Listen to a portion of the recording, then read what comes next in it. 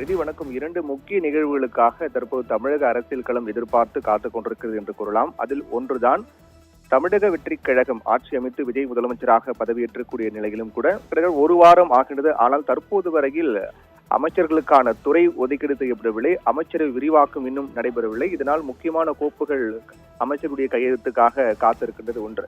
மற்றொன்று, அதிமுகவினுடைய பொதுச் செயலாளர் எடப்பாடி பழனிசாமி ஆளுநரை சந்திக்க திட்டமிட்டிருக்கிறார். இந்த இரண்டு நிகழ்வுகளும் இன்று நடப்பதற்கான வாய்ப்பு அதிகமாக இருக்கின்றது. இன்றைய தினம் தமிழக பொறுப்பு கவர்னர் அர்லேக்கர் தற்போது ஆளுநர் மாளிகை இருக்கக்கூடிய நிலையில்தான் நாளை அவர் மீண்டும் கேரளா செல்ல இருப்பதாகவும், அதற்கு முன்னதாக இந்த இரண்டு முக்கிய நிகழ்வுகள் நடப்பதற்கான வாய்ப்பு இருப்பதாக கூறப்படுகிறது.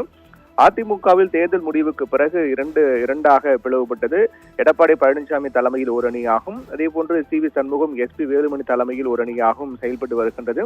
இந்நிலையில்தான் இரண்டு தரப்புக்கும் இடையே கடந்த 10 நாட்களுக்கு மேலாக மோதல் போக்கு நிலவி வருகின்ற நிலையில்தான் அதன் தொடர்ச்சியாக கொறடா உத்தரவை மீறி தாவேக அரசுக்கு ஆதரவாக வாக்களித்த 25 எம்எல்ஏக்களும் கட்சி தாவல் தடை சட்டத்தின் கீழ் தகுதி நீக்கம் செய்ய கோரி கவர்னரிடம் எடப்பாடி பழனிசாமி தரப்பு மனு அளிக்க திட்டமிட்டிருக்கிறார்கள். இந்நிலையில்தான் சென்னை அடையாறு பசுமை வழி சாலையில் இருக்கக்கூடிய எடப்பாடி பழனிசாமி இல்லத்தில் எடப்பாடி பழனிசாமி தன்னுடைய ஆதரவு எம்எல்ஏக்கள் மற்றும் புதிதாக நியமிக்கப்பட்ட மாவட்ட செயலாளர்களுடன் ஆலோசனை நடத்தினார். அப்போது அடுத்த கட்ட நடவடிக்கை, சட்ட நடவடிக்கை குறித்து தீவிரமாக இந்த கூட்டத்தில் ஆலோசிக்கப்பட்டது. அதில் எடுக்கப்பட்ட மிக முக்கியமான முடிவுதான் கவர்னர் அர்லேக்கர் சென்னை திரும்பியதும் அவரை மீண்டும் சந்தித்து தகுதி நீக்கம் குறித்து வலியுறுத்துவது குறித்து பேசப்பட்டதாக கூறப்படுகிறது. இப்போ இதே போல புதிதாக நியமிக்கப்பட்ட மாவட்ட செயலாளர்கள் தங்களுடைய மாவட்டங்களில் கட்சி பணிகளை தொய்வில்லாமல் மேற்கொள்ள வேண்டும் என்றும் எடப்பாடி பழனிசாமி உத்தரவிட்டிருக்கிறார். இந்நிலையில்தான் அதே போன்று எடப்பாடி பழனிசாமி தரப்பினர் கவர்னர் சந்திக்கும் போது சி.வி. சண்முகம் தரப்பும் கவர்னர் சந்திப்பதற்கான வாய்ப்பு இருக்கிறதா என்ற ஒரு கேள்வி எழுந்திருக்கிறது. இந்நிலையில்தான் தமிழக பொறுப்பு கவர்னரை இன்று எடப்பாடி பழனிசாமி சந்திப்பதற்கான வாய்ப்பு அதிகமாக இருப்பதாக பார்க்கப்படுகிறது. ஏற்கனவே சபாநாயகரிடம் புகார் மனு கொடுத்திருக்கக்கூடிய நிலையில்தான் அடுத்த கட்ட நடவடிக்கையாக எடப்பாடி பழனிசாமி தரப்பு ஆளுநரை சந்திக்கிறார்கள். இது ஒன்று. மற்றொன்று மிக முக்கியமான அரசு சார்ந்த நிகழ்வு என்னவென்றால், தமிழக வெற்றிக் கழகம் ஆட்சி அமைத்து விஜய் முதலமைச்சராக பொறுப்பேற்று 7 நாட்கள் ஆகிறது. ஆனால் இதுவரை அமைச்சர்களுக்கு துறைகள் ஒதுக்கீடு செய்யப்படாமல் இருக்கின்றது. இதனால் மக்கள் நலன் சார்ந்த பல்வேறு திட்டங்களுடைய ஃபைல், அதாவது கோப்புகளில் அமைச்சர்களுடைய கையெழுத்துக்காக பல முக்கியமான கோப்புகள் எல்லாம் காத்து கிடக்கிறது.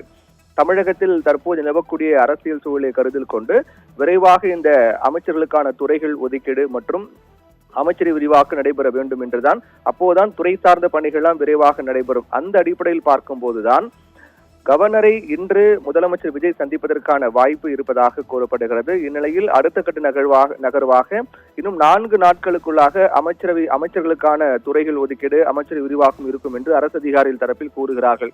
அப்படி இருக்கும்போது ஏற்கனவே 9 பேர் கொண்ட அமைச்சரவை பொறுப்பேற்ற நிலையில்தான் அவர்களுக்கான துறைகள் இன்னும் ஒதுக்கப்படவில்லை. அதே போன்று மற்ற அமைச்சர்கள் யார், அவர்களுக்கு என்ன துறைகள் என்ற ஒரு கேள்வி எழுந்திருக்கிறது. இப்படிப்பட்ட சூழ்நிலையில்தான் தமிழக பொறுப்பு கவர்னர் அர்லேக்கரை முதலமைச்சர் விஜய் இன்று சந்திப்பதற்கான வாய்ப்பு இருக்கின்றது. இந்த சந்திப்பின் போது அடுத்த கட்டமாக அமைச்சரவை விரிவாக்கம் குறித்து முடிவு செய்யப்பட இருக்கின்றது. அதே போன்று துறைகள் ஒதுக்கீடு செய்வதற்கான வாய்ப்பும் அதிகமாக இருப்பதாக பார்க்கப்படுகிறது. ஏனென்றால் அமைச்சர்களுக்கான துறைகள் ஒதுக்கப்பட்டால்தான் அந்தந்த துறை சார்ந்த பணிகள் எல்லாமே நடைபெறும்.